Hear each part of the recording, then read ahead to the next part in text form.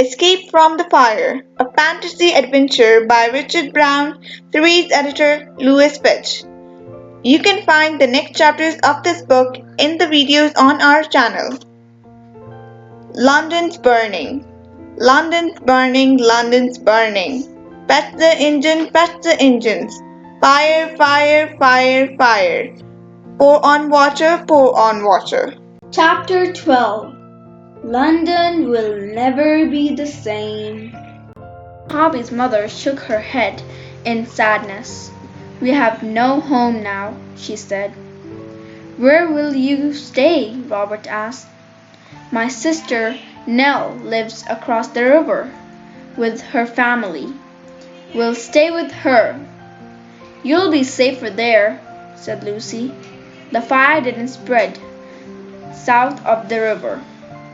But what about Uncle Oliver and Aunt Bess? Molly said.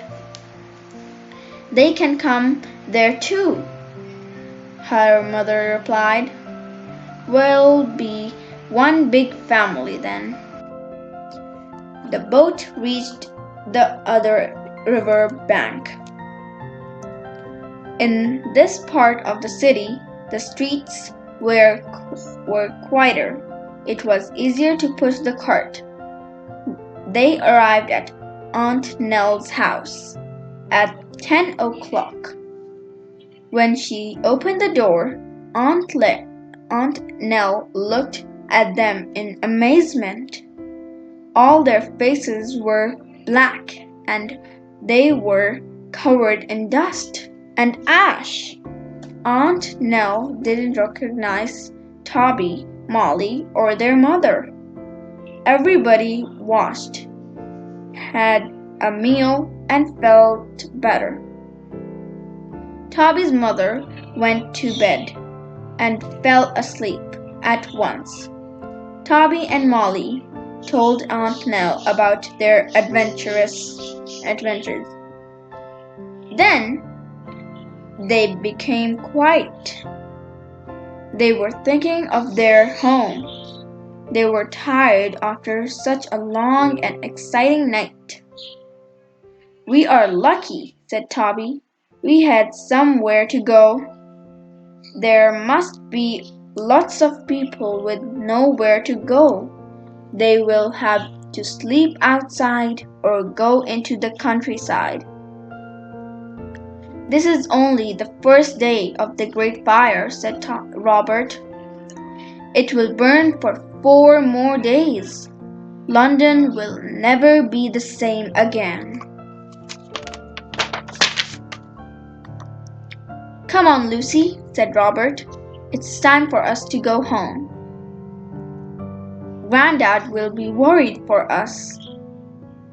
Robert turned to Toby. I'm sorry we came at such a sad time. You helped us to escape. Thank you, said Toby. I don't know if we will see you again, Lucy said to Molly, but I will never forget you. May I look at your time telephone again? Toby asked.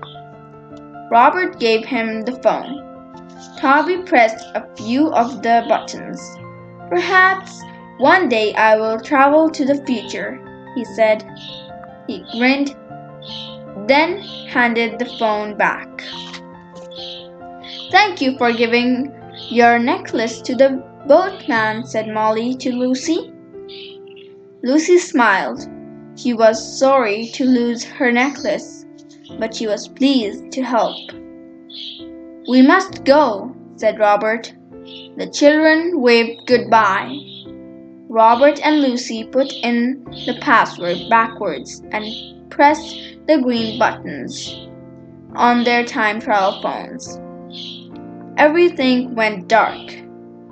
There was the sound of wind rushing. Then they were back in Grandad's study.